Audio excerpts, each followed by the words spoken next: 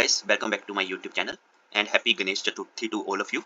So today we are going to solve day 7 problem of this month on Leetcode.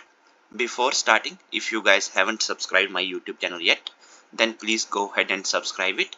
Now without any delay, let's get started with today's problem. So today I am going to solve problem number 1367, link list in a binary tree. Okay, so in this problem we have given a binary tree root and a linked list with head as the first node. Okay, we have to return true if all the elements in the linked list starting from the head correspond to some downward path connected in the binary tree. Otherwise we have to return false. Okay, so see, this is head given to us and this is root given to us. Okay, if I just draw this tree, okay, so you will see that this 4, 2 and 8 are connected, right, in some downward path, right? So in this context, downward path means a path that starts at some node and goes downward. Okay, so if this is the case, then we have to simply return true, right? So see how this root is given to us, right? 1 4 4. Okay, we are just reading level wise. Okay, 1 4 4, then this is nothing but null, right? Null, null, then 2 2, right, and then again one null, right? This is how we are reading this root, right? Then after it 1 and then this null, then 6 8. Okay, then after that this null, this null, okay, this null and this null. Total 4 nulls are there and 1 3. Okay, so this is how we are actually making this tree, right? So now see this head 4 to 8. Okay, so all these nodes are connected in some downward path, right? So that is why we are returning true. Same for this example number 2. If I just draw my tree and see 1 is connected with this 4 is connected with this 2, and then 2 is connected with this 6. Okay, so if this is the case, we are simply returning true, right? So that's all that we need to do as part of this problem. Okay, so now let's see how I'm going to solve this problem. Okay, so I'm just going to use one simple recursion method. Okay, so let's suppose if there is any node, then for that particular node I will check its left and right. Okay, these are the total 2 cases that I need to check now. So here see, for 1 I am checking left, I am checking right. Okay, so in right, if there is path, then again I have 2 options, left or right. Okay, if in the left I have the matching node, then again I have 2 cases. Okay, so now I am going to write the code side by side so that you guys will get much clear understanding. Okay, so see here, this is main method given to us, right? So here okay, one more thing, whenever this value, okay, this node value matches with the head value, okay, first value of head, and this value this value of node, okay, in that case only I need to start searching now. Otherwise I just need to go to left and right, okay, every time.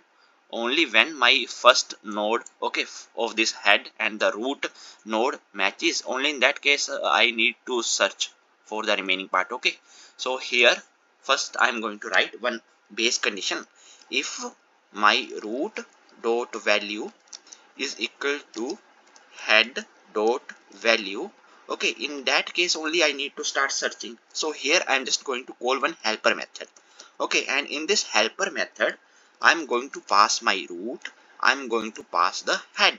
Okay, these two things I'm going to pass. Okay, and after that, okay, so here for simplicity you can take first head. Okay, so I am passing head.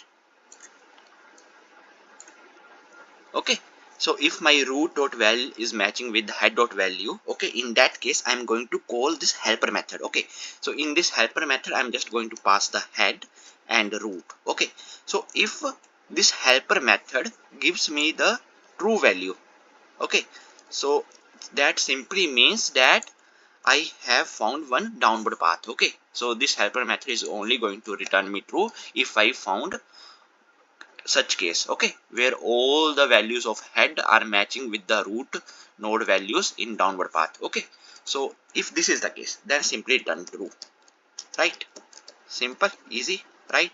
Now one more thing here, how I am checking in the left part, I am checking in the right part. Okay, so here in the return, okay, return statement, here I am just going to call this method is subpath. Okay, and here inside this I am just going to check in the left side and right side. Okay, so root dot left. Okay, if this part gives me the true value, okay, in the left side if I get the true value, okay, if I move to the left side and get this, okay, then I will turn true. Okay, or if I propagate to the right side and then I get the true value, okay, then in that case simply I'm going to return true, right? Simple, easy. Okay, I am checking both left and right side now. Okay, and what happens if my root becomes null in any case? That simply means I didn't find this value yet. Okay, I didn't find this true. So in that case I'm just going to simply return false. Okay, simply means that there is no such a case, right? If root is equal to null, then simply return false. That's it. Okay, so I hope that you guys are clear till now. Okay, so only in this case I need to start searching, otherwise I'm just checking left and right. Okay, and if I move goes to the end of my root, then in that case simply return false. Okay, that's it.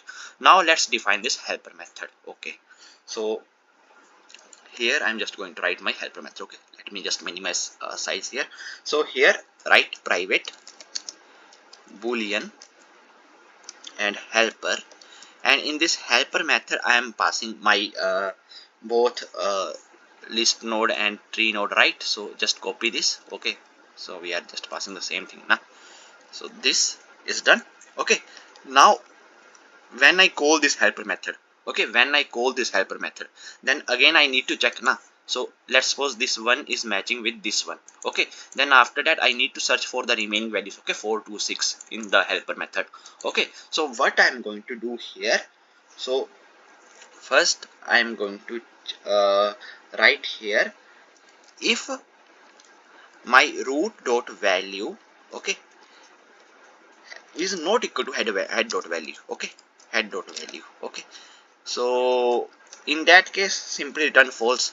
That simply means that values don't match, so we have to return false. Okay, left, so let's suppose 1 and 1 matches, but after that there is no 4, but instead of this 4 there is 8 given. Okay, then I have to simply return false. Okay, then I don't need to check this helper method further. Okay, that's the simple meaning of this base condition. Okay, and here uh, also I need to check in both left and right side now.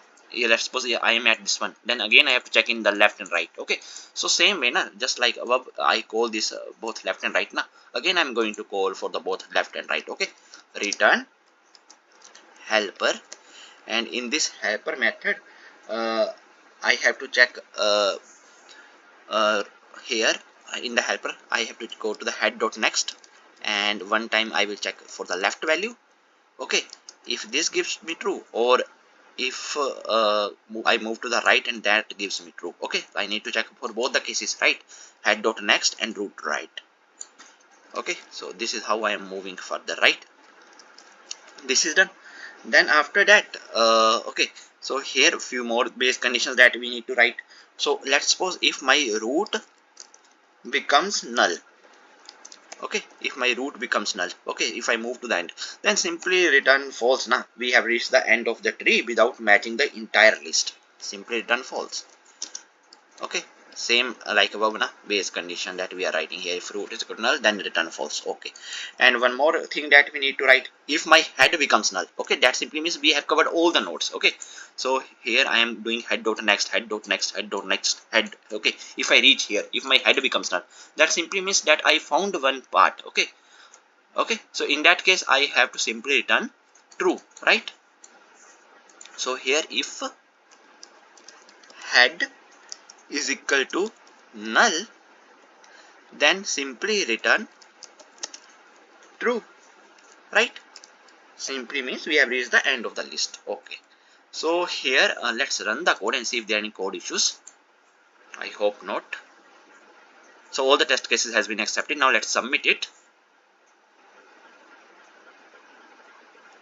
So see, our solution is accepted, right?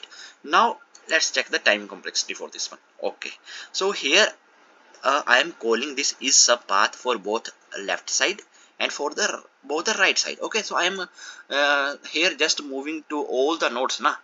I am going over all the nodes now if I don't find the path. Okay, so in the worst case scenario I will go over all the nodes. Okay, so here for this part I am going to say that my time complexity is going to be O of n, where n is the number of nodes. Okay, this is one thing.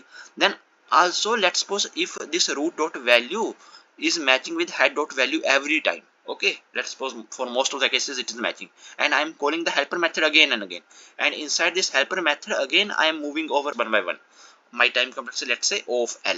So my overall time complexity that I'm going to say is going to be O of n L. Okay, so you can see the time complexity from here. So O of n into m.